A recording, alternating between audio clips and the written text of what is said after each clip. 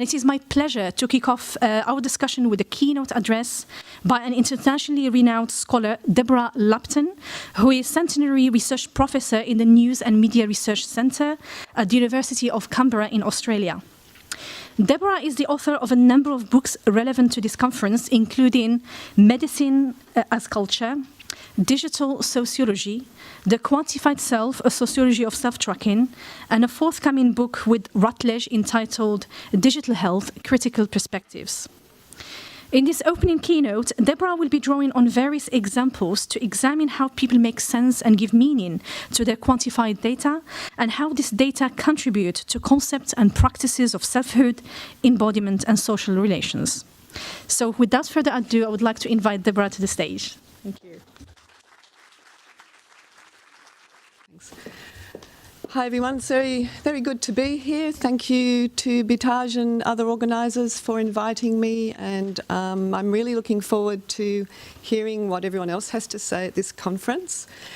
As is inevitably the case, my talk has sort of changed in its content since I first wrote that abstract, and it's going to draw on some recent thinking and ideas I'm having about different ways that we might think about our data and ways of conceptualising personal digital data.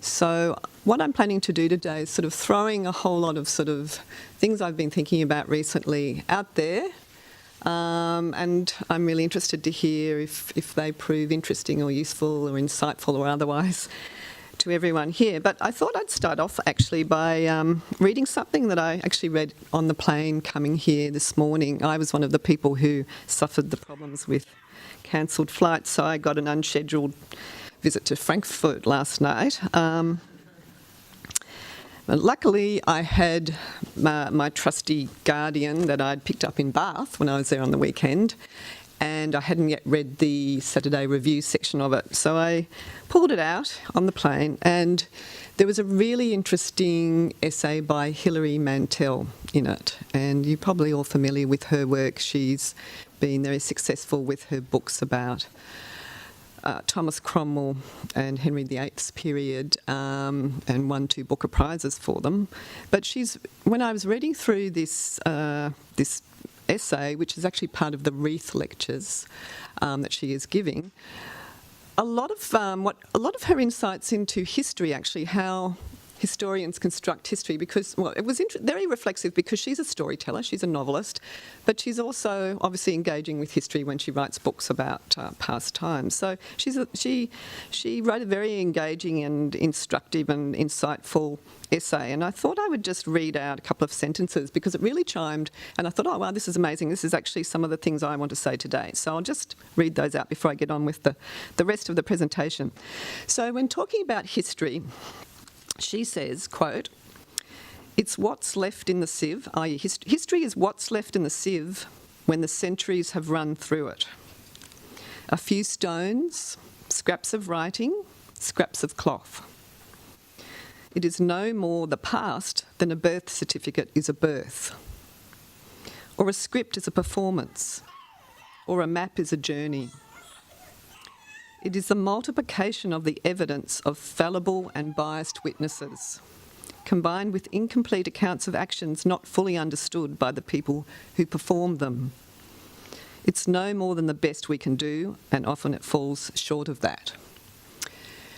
Now, Hilary is a much better writer than I am. I haven't won any Booker Prizes lately, but what I'm trying to do here is kind of a similar thing. I'm trying to think, what I'm going to do in this presentation is trying to think of alternative ways, alternative concepts, alternative metaphors of thinking about data. Okay, so in the work that I'm doing at the moment, whether it's looking at metric cultures or self-tracking or anything else really, I'm bringing these sorts of things together. And I made this Venn diagram because they're really the 4 central key parts of everything I research and think about at the moment, because my focus at the moment is digital media and digital technologies. It hasn't always been the case. I have, ever since my career, looked at the social aspects of health and medicine, of risk, of embodiment. But also I've been interested in computer technologies for a long time as well. And in my position that I have at the moment, I'm actually in a communication and media studies discipline, I'm really encouraged to focus on digital media. And so what I'm doing in all the research I'm doing at the moment is bringing together concepts of embodiment, concepts of selfhood, concepts of digital tech and of digital data. And of course, they're all interspersed and intertwined. Now, this book was mentioned, that came out last year. And what I tried to do in this book was, it's more really a theoretical analysis of the socio-cultural and political dimensions of self-tracking. I should say that my publishers insisted that I call it the quantified self. I wasn't actually keen to do that because, as I actually say in the book itself, the quantified self is only a very small and specific and particular part of self-tracking as it is practiced and understood today. But having said that, the quantified self as a term does have a sort of popular currency. It's gained a lot of attention. There's been a lot of media attention to the quantified self, and particularly the movement of the quantified self with a capital Q and a capital S that was established by the two Wired journalists Kevin Kelly and Gary Wolfe in 2007. And it's very much a Silicon Valley construction, the quantified self from their perspective. Now, I'm concerned, and I do say in the book, that this is only one small part of the practice of self-tracking. And in fact, I think we need to go well beyond what people who adhere to the quantified self movement understand and do in relation to self-tracking. So anyway, having said all that, they still insisted I call it quantified self. I prefer the subtitle, which is A Sociology of Self-Tracking. And I use the term a sociology as opposed to the sociology, because I'm trying not to say that my version and my interpretation, my analysis is the only one that should be adopted if one's a sociologist. It's just my version. It's just one way of thinking about self-tracking.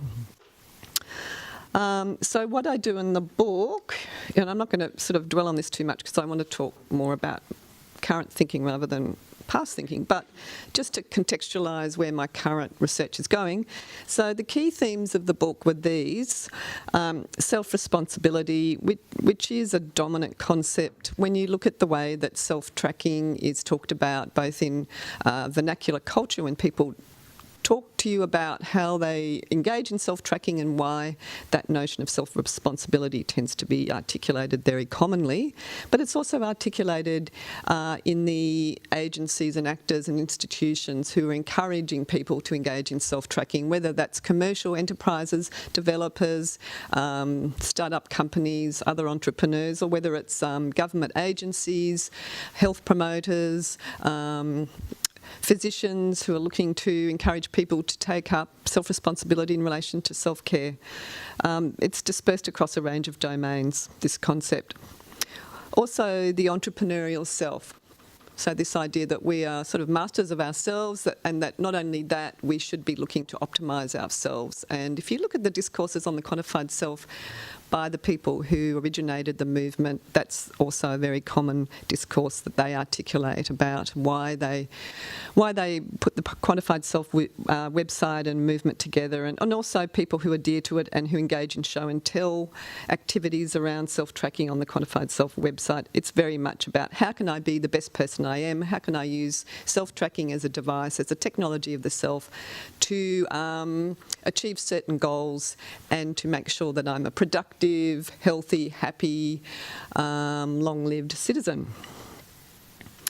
Then broadening out to the political context of self-tracking, there's the neoliberal aspect in relation to, again, the focus on self-action, self-responsibility, how people should take responsibility for their own healthcare, their own employment success, their own success in family and social relationships, for example, and how the state really should be very much in the background in relation to supporting those initiatives. Datafication. Many of the current technologies, the digital technologies for self-tracking, focus specifically on various forms of data that can be generated about people and used by people.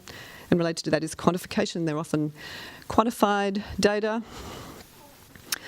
One thing that I talk about in the book is the emotional dimensions of self-tracking, because I think that's really important. If you look again at how people talk about why they self-track, there are often very effective underpinnings of those explanations and rationales.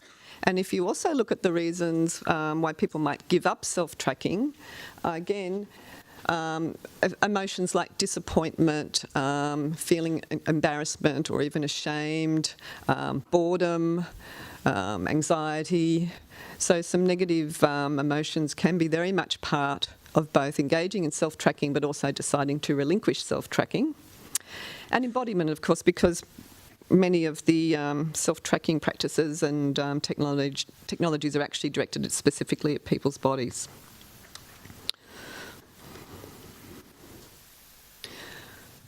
Now, a concept I started to talk about in the Quantified Self book is this notion of lively data, and that's really one of the beginnings of what I'm trying to develop, what I have been trying to develop since writing the book, and that is how we understand digital data about ourselves. Now, I'm not talking about, I'm being very specific here, I'm not talking about how we understand about economic data about, shipping companies or agriculture. And of course, there's lots of digital data about those initiatives and endeavours. I'm really interested in myself. I'm interested in people's personal data about themselves, about their bodies, about their practices, about their lives and social relationships. So when I'm talking about the idea of lively data, it has 4 aspects to it. So the first is that data are about life. So they're about human life. There's some human life happening right over there. I have to tell you a funny story about that. Like, it's come to my mind. My daughter Phoebe is now at first year university, but I took her to one of my students' graduation ceremonies and they had the black mortar boards and the black robes. She took one look and screamed. So it's a good story to tell at her own graduation. Anyway, back to this. I'm still not sure what the problem was, but I think it was all these black robes. And this little one doesn't like, obviously, academic environments. Okay. So data are about life itself, when they are about people. They're about people's life, humanity. Data themselves have social lives, and this fits into a lot of very interesting theoretical writing at the moment about the ways that data circulate in the digital data economy and how they have their own lives, because once they go up to the computing cloud, we lose control over them. They no longer are ours. They belong to lots of other people, or potentially to lots of other people, or have uses and purposes to lots of other people.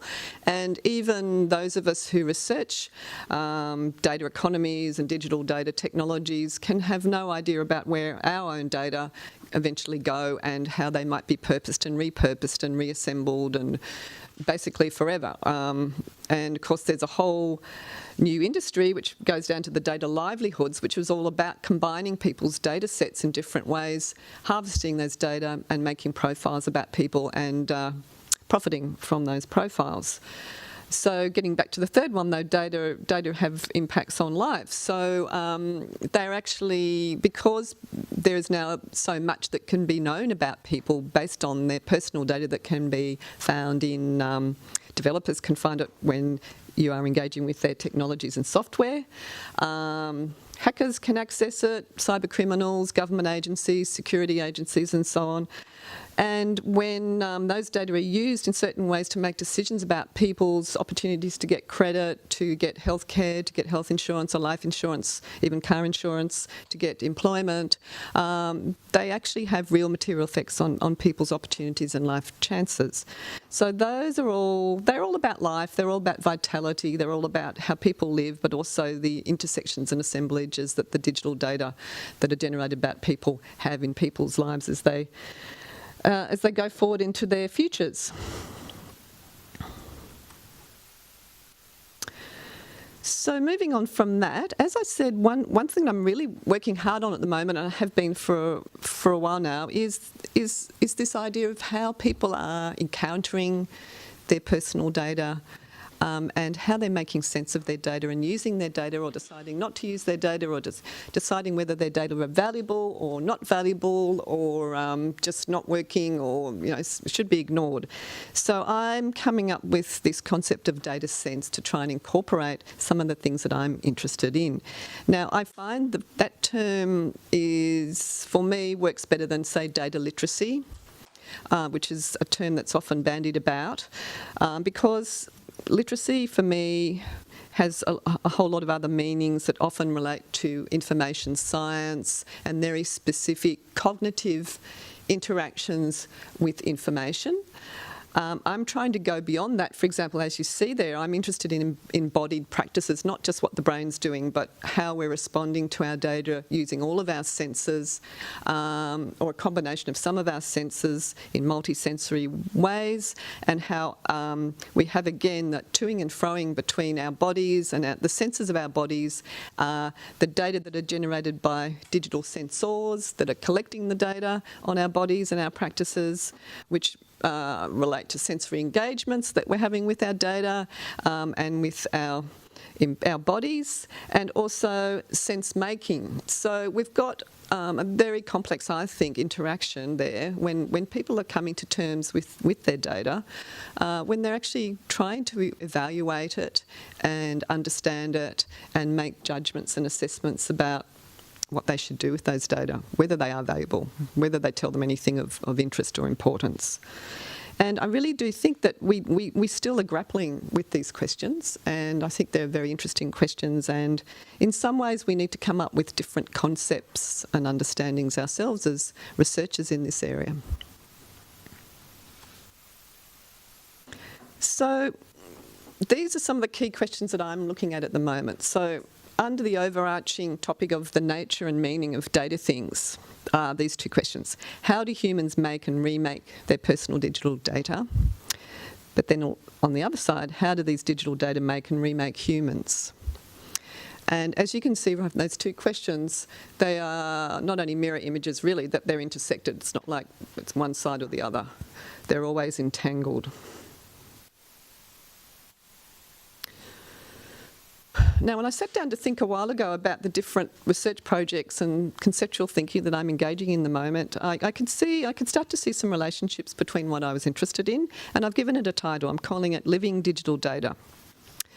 And again, I quite like that because it both incorporates the idea of lively data, which I've been talking about just now, but it also incorporates the idea that we are living our lively data, and those data are part of our lives. And the more specific questions that I've been looking at under this research program with different empirical projects, but also trying to theorise the notion of living digital data, are these. So first, how to theorise personal data and data sense. How does data sense operate as part of mundane routines? How do we use our senses to make sense of data? Getting back to data sense. And how can data be materialised to facilitate data sense? And I'm specifically going to talk a bit more about that last one today in more detail.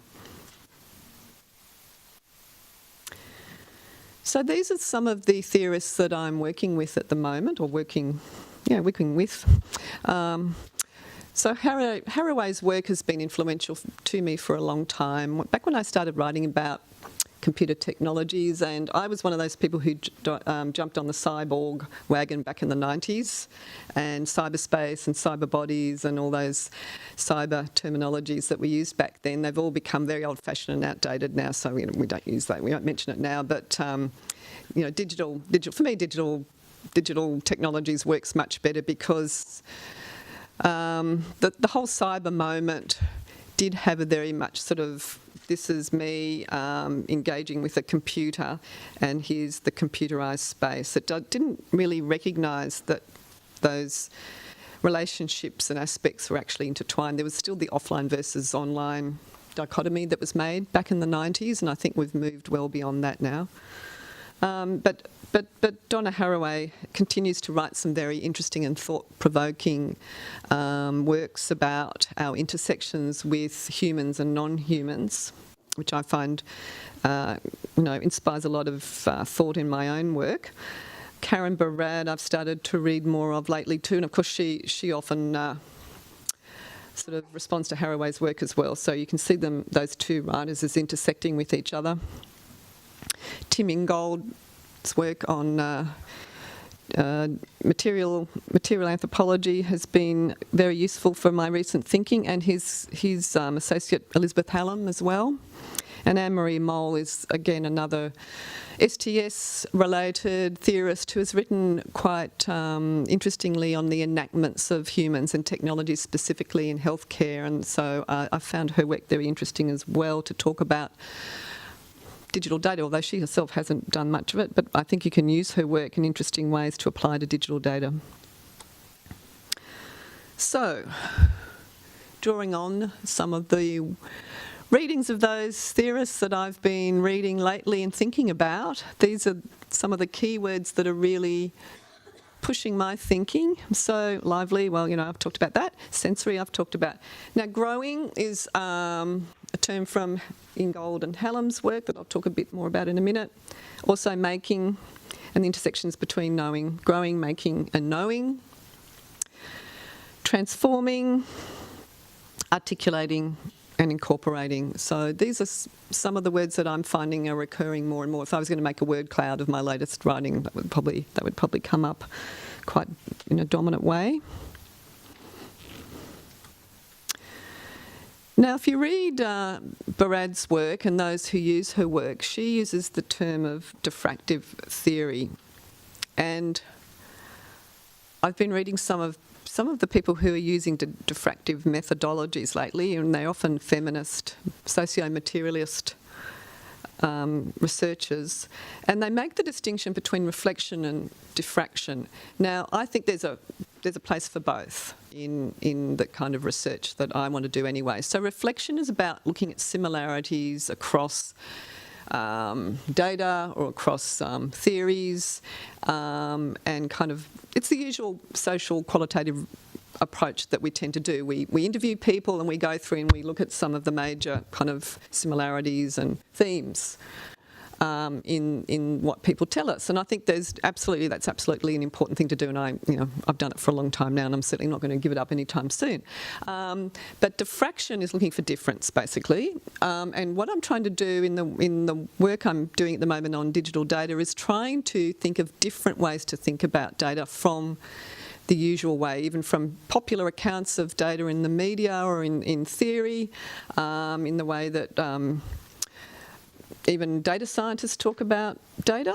And as I'm trying to show here in this image, I think they can usefully, the reflective approach and the diffractive approach can usefully come together, because on the one hand you are looking at similarities, but on the other hand you're trying to use theory, or you're trying to use your empirical work to think about and to identify difference.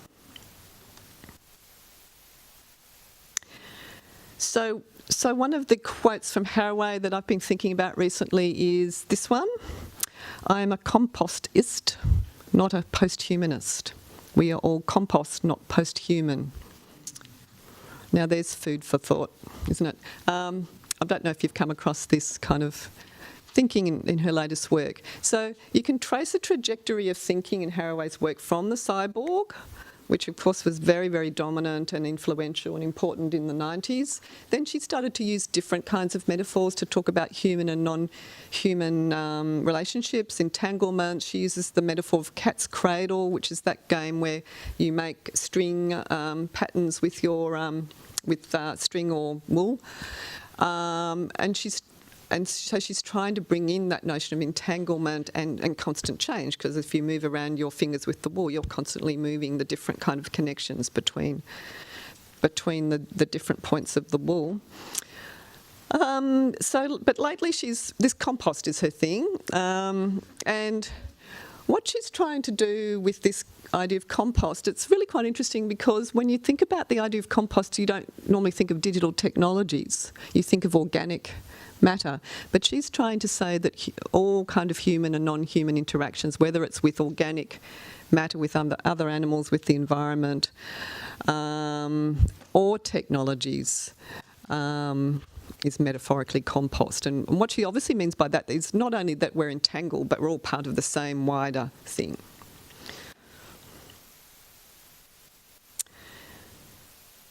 So Barad talks about ontoepistemology, and her work tries to bring together ontology, as this implies, ontology with epistemology. So the idea that knowing and understanding actual practice are all intertwined, and you can't ever separate them. So this is a quote from her: "This ontoepistemology, the study of practices of knowing in being." So this idea of knowing in being, that we know as we live, as we engage with our bodies and with our senses. She goes on as probably a better way to think about the kind of understandings that are needed. And then from Ingold, it's interesting, he has very similar ideas, but I haven't found many people who've sort of read Ingold and also read Barad. But if you have, please let me know, because I haven't found many. But I think it's very interesting. They're actually working on the same kinds of ideas. And in fact, Haraway is as well, which is why I'm sort of giving quotes from all of them. So Ingold says, to know things, you have to grow into them. So he uses this metaphor of growing, obviously, as part of knowledge. You have to grow into them and let them grow in you, so that they become a part of who you are. Okay, just get back to that before I get on to the tsunami. So those three quotes, I think, they're getting back to those key words that I introduced earlier: growing, knowing, particularly. And it's interesting, again, you can see those intersections between those three thinkers trying to work about this whole notion of ontoepistemology and the intersections of knowledge and practice. Okay, so to get on to diffractive thinking around digital data. So the idea of digital data, big data, as a tsunami, as the fluid metaphors that we've all probably noticed, and I've written about it in a blog post, but also in my book, Digital Sociology. I have a chapter on critical understandings of digital data, and I talk about the metaphors of fluidity that are very dominant in the ways that we think and talk about big data, at least. And they have proved to be quite popular. I mean, it's interesting that fluidity really does underpin the way that we think about big data. And also interesting is the idea that big data are overwhelming. That's the whole point of it, that they're fluid, but they're also massively overwhelming, and they're very hard to control. Then there is the other very key metaphor. Big data is the new oil. So a kind of organic metaphor as well, but in a different way. I mean, it obviously looks very different there. It's this kind of murky but valuable commodity, really. That's really the meanings that are underpinning this idea of big data as oil. Now, you don't often, I don't know about you when you do your empirical research, but I don't often get people talking to me about their own data as being like a tsunami or like oil. So that raises the question for me, getting back again to how the average person who encounters their data or may choose to collect their data through self-tracking, how they conceptualise the data. And I don't think they're conceptualising their data in this way. Now, why has Deborah got a kitten and a dog? Okay, well, I wrote a piece for Big Data and Society that came out, I think, last year. And it was again trying to do some thinking with Donna Haraway's work and Anne-Marie Moll's work, and trying to think of new ways of conceptualising personal data. So I used Haraway's work of companion species, so hence the pets here, because Haraway's work on companion species often talks about her pet dog, but she goes on from that. But that's where she grounds her analysis. And what I tried to do in that piece, again, I was sort of playing around with these concepts, and I talked about digital data assemblages as being like companion species. And Haraway talks about companion species growing and co-evolving with humans. And I thought that might have some interesting resonances for how we might understand our digital data assemblages. So instead of talking about a data double, for example, which I find a bit sort of one-dimensional, the notion of an assemblage is far more three-dimensional, and the notion of a companion species, I think, tries to get at the fact that these data are part of us. They're lively and they co-evolve, and there's this intersection of interactions between us and our data. They're always part of each other, they're always entangled, but we co-evolve with our data. Now, then I tried, in the same piece, I used Anne-Marie Moll's work on I Eat an Apple, her article called I Eat an Apple. And in that second part of that piece, I tried to think through the idea that she raised about, in this case, eating an apple. She's using that as an example, and how when you eat an apple and you're chewing and swallowing it, how it becomes incorporated into your body and becomes part of you. But it's a sort of gradual thing. From the time you take that first bite, as this young person is, and then obviously chewing it and swallowing it, digesting it, and then becomes part of your cells. And I thought that kind of work is really interesting, again, to think about what we do when we relate to our digital data, when we make sense of our data, and when we use our data, and when our data become part of ourselves just as they are part of us. So that was some of the thinking I was doing a while ago.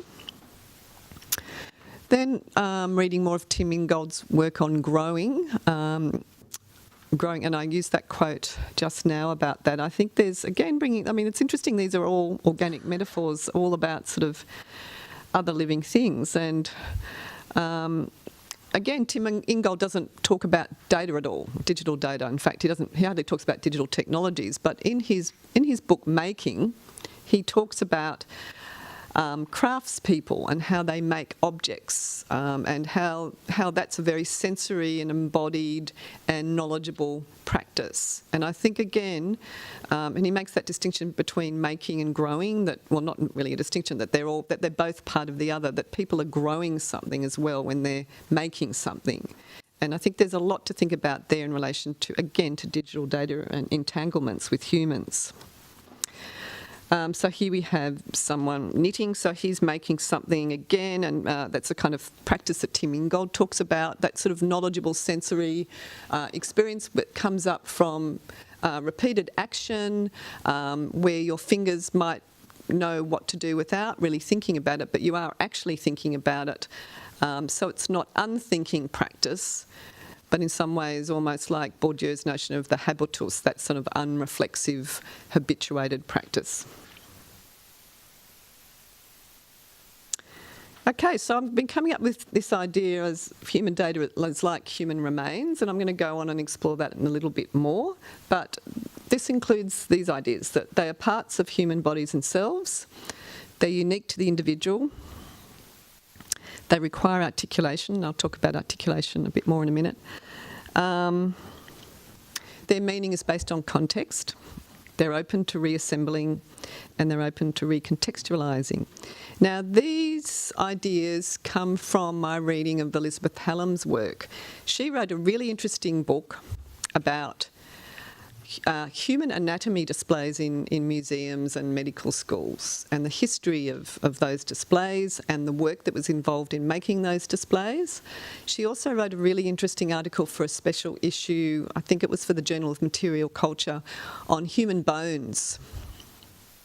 And when I read this introduction that she wrote about human bones, that really sparked off a whole lot of ideas for me. And she uses this term articulation when she talks about human bones. And she does a really interesting history of skeleton making. So back in the 17th and 18th centuries, there was this profession of skeleton makers. And this was because anatomy was becoming very important to medical science, medical knowledge, all part of this sort of move towards dissection, opening up the body, looking inside the body and understanding the body.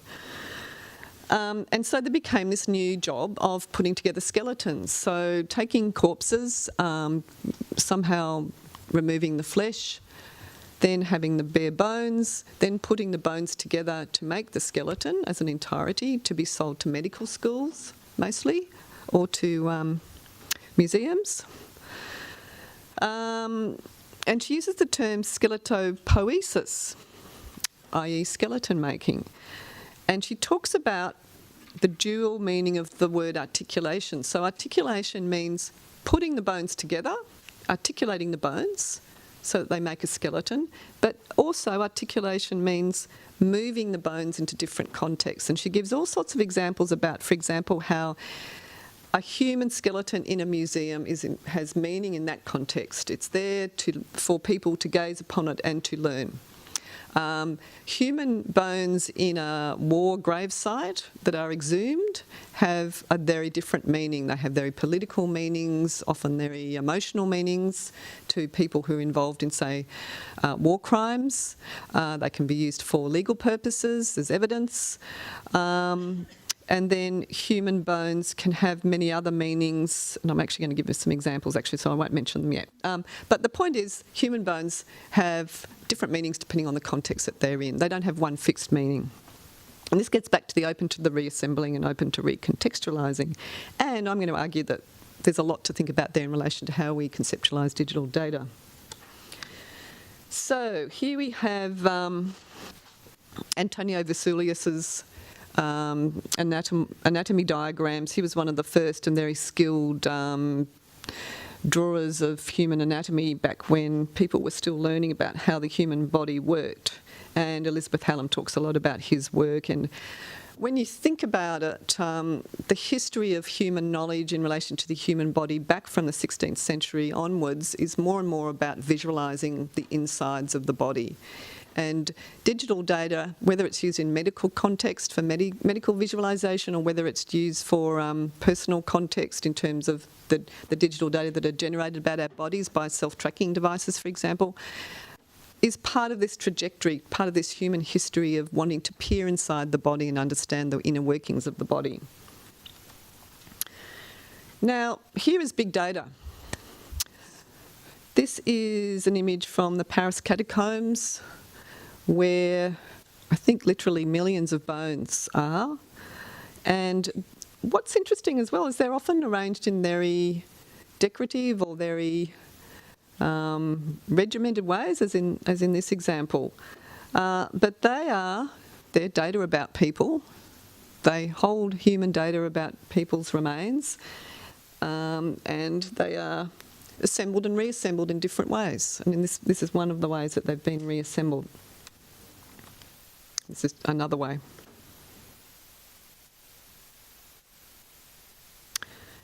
Now, I talked about the articulation of human bones. So we have also the use of bones in this kind of relic or historical artefact, where they become decorative items. And also here in a church, used for decorative purposes.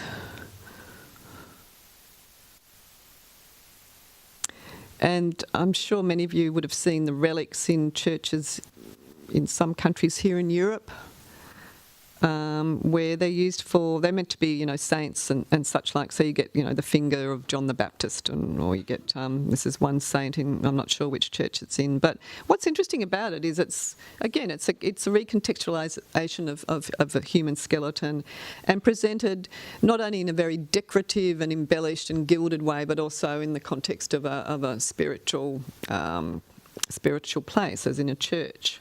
So it's an object of worship. And that's the same kind of reliquary for human bones. So they're encased in a very golden environment, looking, well, I don't know, I think there's quite an interesting juxtaposition between the bones and the repository that it's in there. Also, of course, bones can be put in museums, and this can be done, again, in a very aesthetic way, so that they become objects of admiration and aestheticisation, as well as knowledge. And this is an artist who uses bones in his artwork, and these are real human bones, and he's obviously put it in the shape of a swastika here, but most of his work does use human bones to make images around war. Damien Hirst's use of a skull. It's actually not a real skull, but the teeth are real from a skeleton, and as you can see, encrusted with diamonds. So very much a highly expensive, highly valuable artwork using human remains. So, I mean, I think that's a more interesting image than data as oil, to be honest. So, I mean, I think you can take that image and think to yourself about the bio-value of digital data about human bodies, I think you could almost use this as a metaphor again for the value that digital data about people have taken on, and also the aesthetic nature of digital data.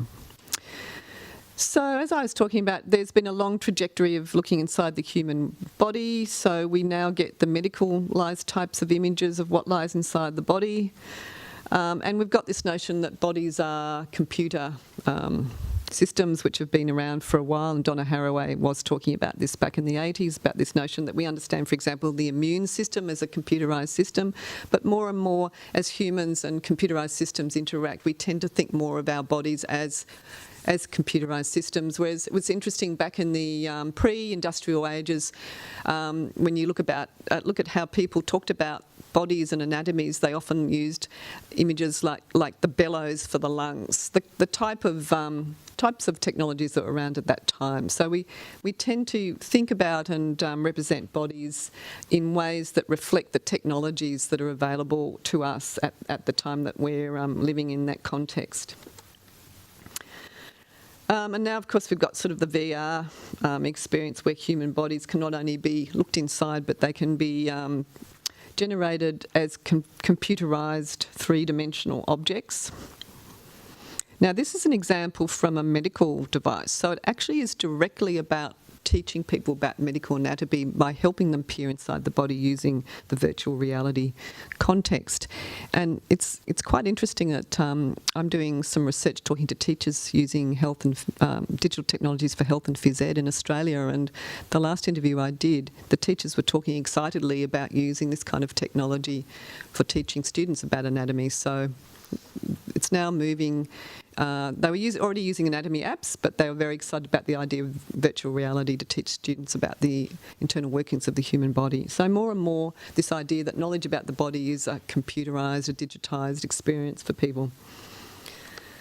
Okay, so materialising personal data. So what I want to do in the last section of my talk, and I obviously want to allow time for questions, what I'm doing now is I'm going to think about different ways that we can materialise data so that people can engage with senses other than just the visual sense. And so I want to just throw some ideas out there. They're not my ideas, I've got to say. They're examples that I've come across, but really interesting examples of sort of speculative design or artwork in which people have started to think about different ways of thinking through and thinking with human data in ways that invite people to engage with their data beyond the usual two-dimensional representation or materialisation of data. So this is your conventional way that people come to terms or are confronted with their data. This is an image from a research project that I've done with Sarah Pink and other colleagues, where we asked people we actually videoed them going on their cycling commuting trips, and at the end we asked them to show us the data that were generated from the trip. So this is one of our participants getting out his smartphone and showing, I think it's his Strava stats. So these are the normal ways that people interact with their data, something on their smartphone or something on the computer screen, numbers, graphs and other representations, this kind of thing, which is very metricised, but can be pretty dull. So we're all familiar with these kinds of representations of personal data. And sometimes they can get a lot more interesting and colourful and invite more engagement, I think. So I quite like this person's data visualisation. And this one. So they can be very visual and actually non-metric. So this is an example of someone who, for a period of time, just took a photo of everything she ate. And that was how she documented her dietary intakes. Just every meal there's a photo, and then she arranged them so that you could just look at them and get a sense of what she ate just from the visual aspects. Now we're getting more into the three-dimensional materialisations of data. This is a person who sells these kits called mood scarves. And the idea is you note down, you don't have to note down digitally, you can note down just with a bit of pen and paper how you're feeling that day. And she's got different colours for happy, calm, bored or anxious. And so each day you need a row of the colour that conforms to how you felt that day, and in the end, after a certain period, you have your scarf, and you can remember how you felt by just looking at it and touching it, but also making it. It gets back to the whole making, actually, which I think is interesting. Making data artefacts in this case. You can get it off the internet if you're to look up mood scarf, and if you're interested in doing it, you can do it yourself. And this is another example. This is actually based on environment, not just people's personal data. So this is the sky scarf. So the idea is you observe the colour of the sky and make a note of it, and then you use these different colours to represent the colour of the sky that day, and you knit another nice scarf or whatever it is you might like to knit. And I've got a feeling if you live in Europe, it's going to look pretty grey. Whereas if you live in Canberra, it's going to look blue. Now, this is data artist Laurie Frick, who some of you may have heard of. She does some really interesting data. She calls herself a data artist. She does some really interesting three-dimensional work. So she, in this example, I can't remember the name of the exhibition, but she actually generates these laser-cut representations of her, I think it's her walking data. Then she hangs them down, and people are invited to walk through her walking data, I guess. But they can theoretically touch them as well as walk through them and just feel that kind of, and by walking through them, people are using their embodied senses and as well as visual senses, obviously, but they're actually moving through these data sculptures, which I think is an interesting concept. Now, these are data sculptures as well, and there's a group of researchers down at RMIT in Melbourne who are called the Exertion Games Lab, and they are doing some really interesting work where they're using 3D printers to generate objects from people's personal data.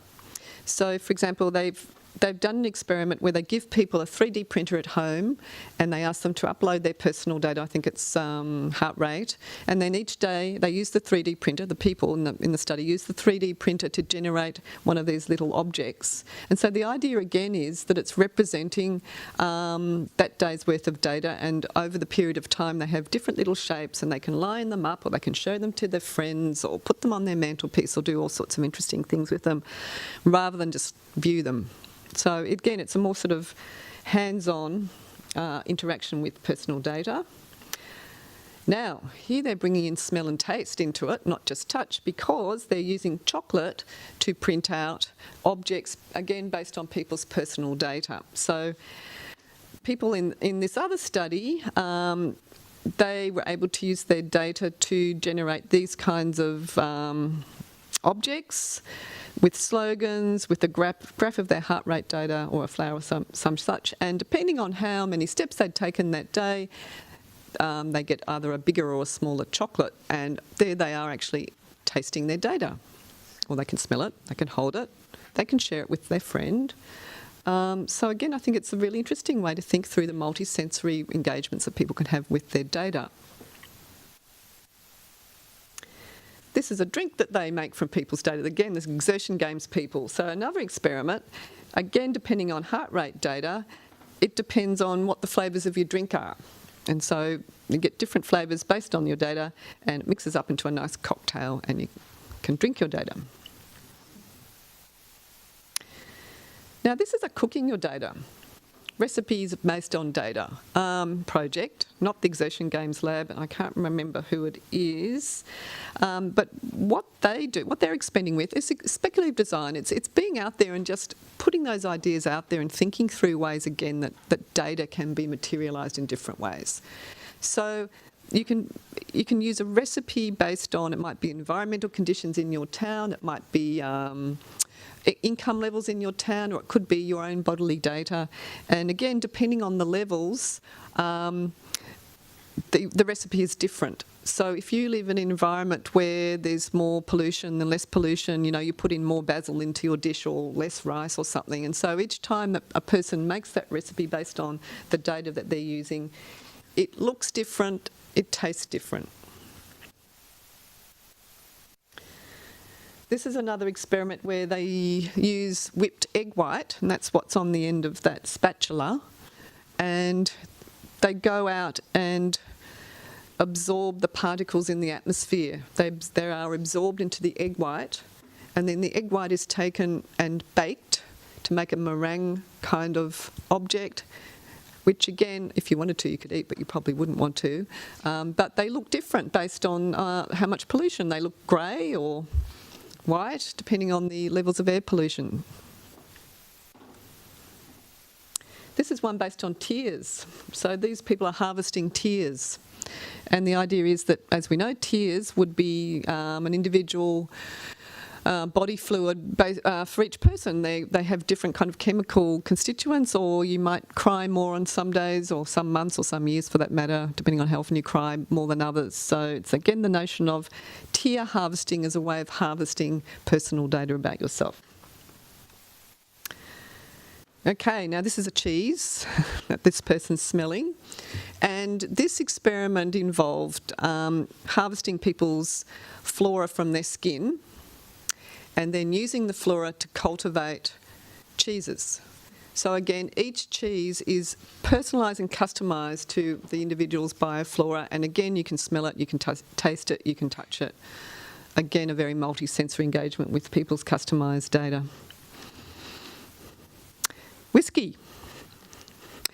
This is an example where a man harvested the urine of elderly diabetics and used the urine to make whiskey, or to at least make the sort of, the fermenting part of it. I mean, you don't actually drink the whiskey, but it's used for the fermenting, the sugary fermented part of the whiskey process.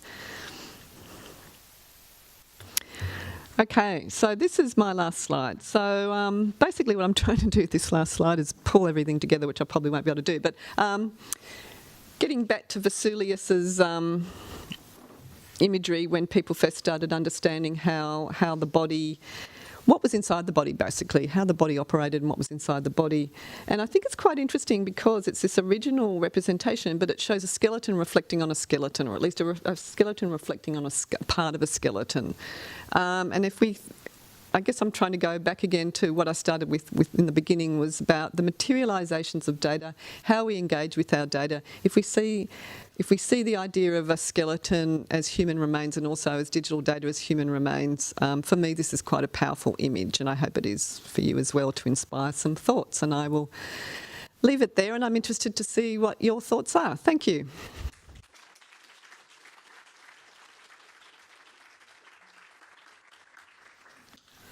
Thank you so much, Deborah, for such an interesting and very rich presentation. So I would like to open the floor now for questions. There are some here.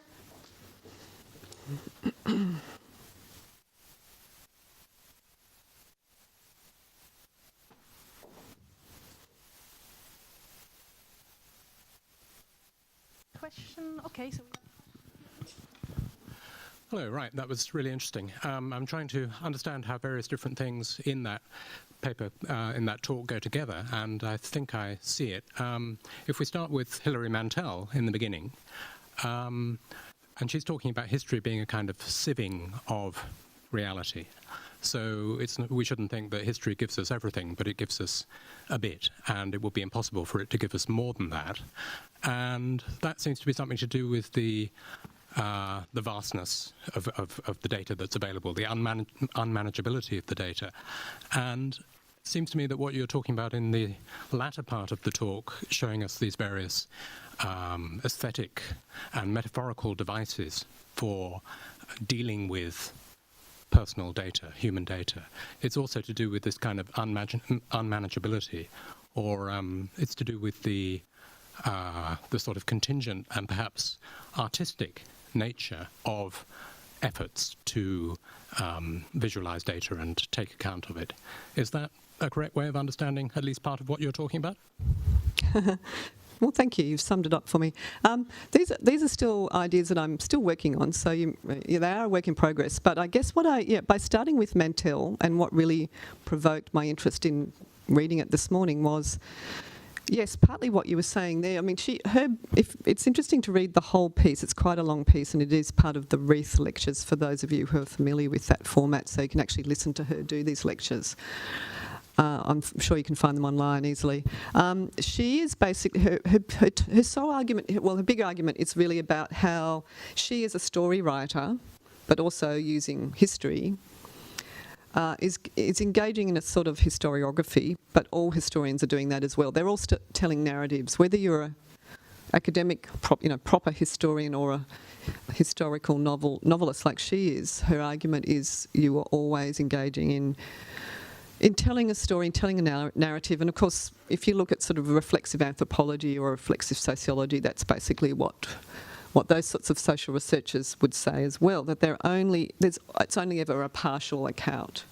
And I guess what I was trying to, and perhaps didn't make clearly enough, was the idea that when people are engaging with their digital data, because it's only ever a very small part of their selfhood and embodiment, then again it's a bit like how she talks about the little pieces that remain in history. It's trying to draw on this notion of human remains, data as a form of human remains, and how we must use the work of articulation to make sense of and bring those remains together in certain ways that will make sense for us, always acknowledging that they can only ever be partial and only ever be totally subjective to our own experiences, our own versions of how those data relate.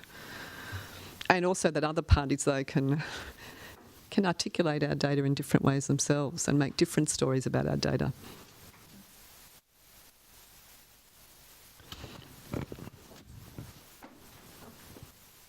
Thank you for an interesting presentation.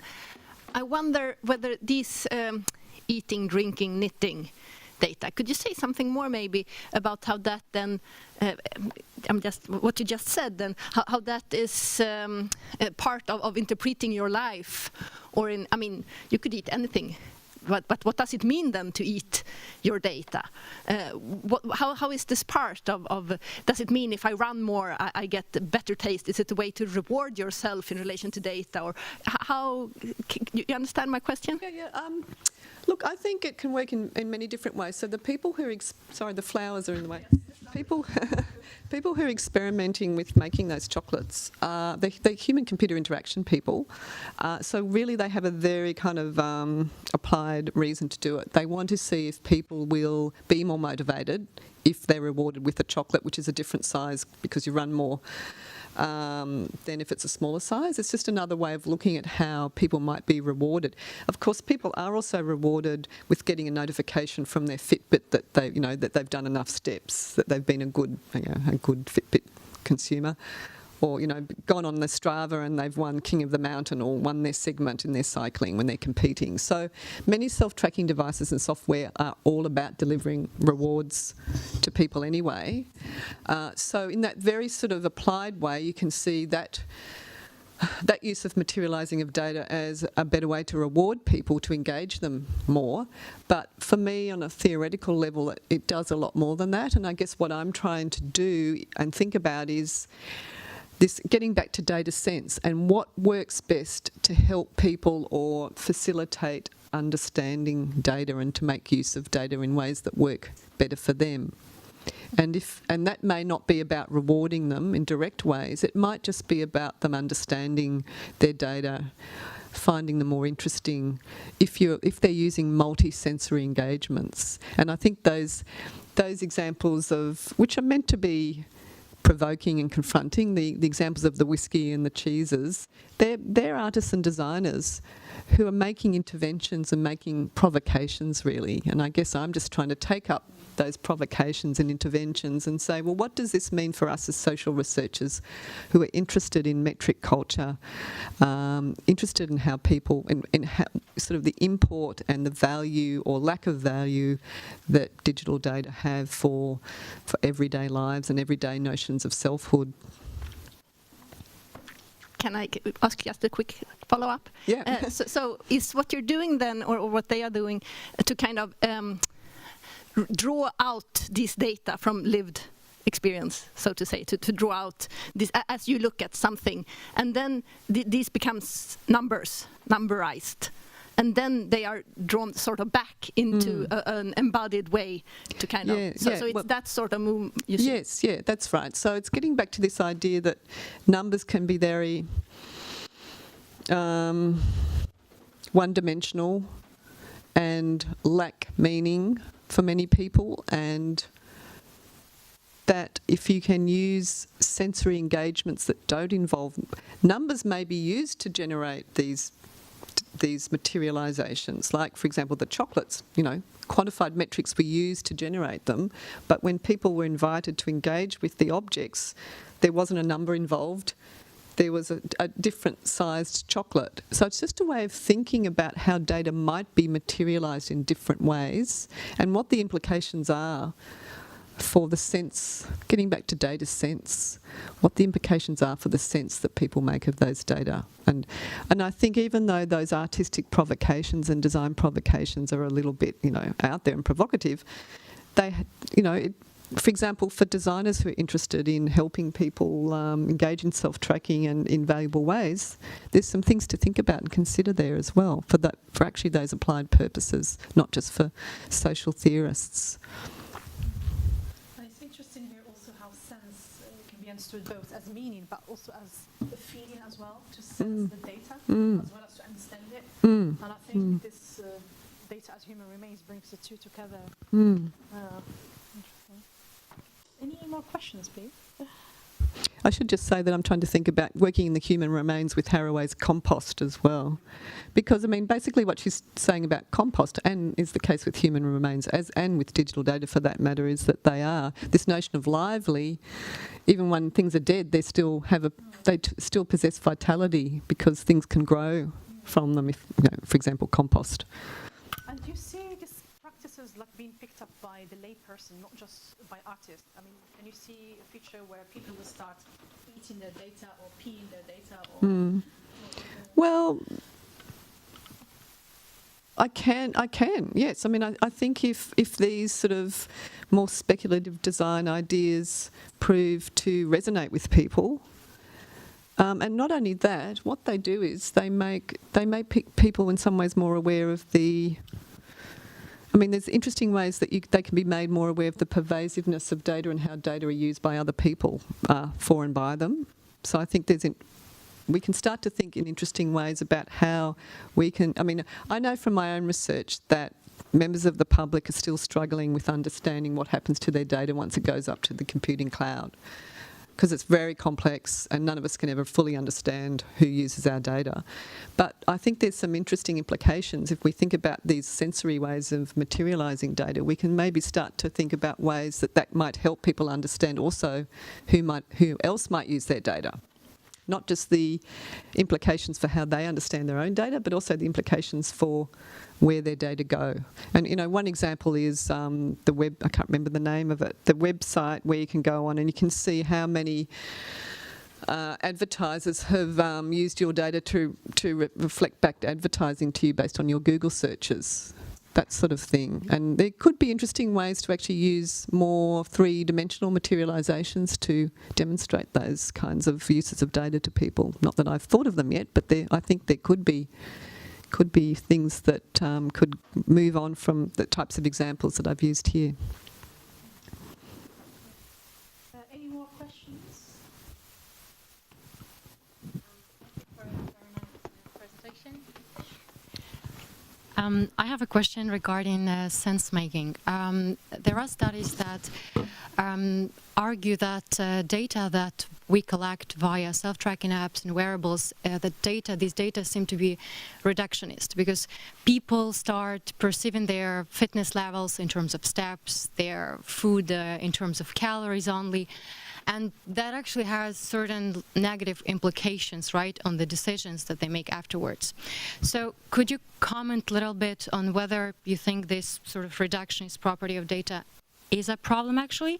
And if it is, how can we focus or overcome it? Thank you. Well, I do think that the ways that data are delivered back to people at the moment are impoverished, given that they are not usually multisensory.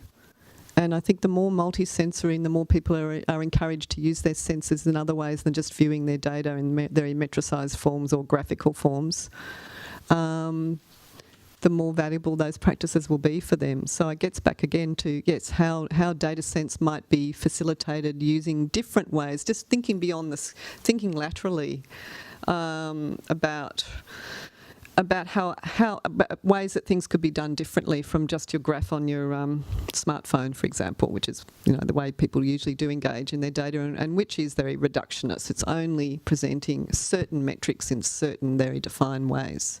And it'd be interesting to think about how people might be interesting to do some sort of co-design workshops with people, actually, which is one of my new things that I'm interested in, design sociology. I'll just give that a call out right now. But it'd be interesting to do some co-design workshops or speculative design workshops with people, actually, to talk about alternatives, what they might be interested in, what they can imagine in terms of possibilities. I'd really like to do that kind of research. Maybe one last question, if anybody has one. Okay, no? All right, well, thank you so much, Deborah, for such. Thank you. Thank you.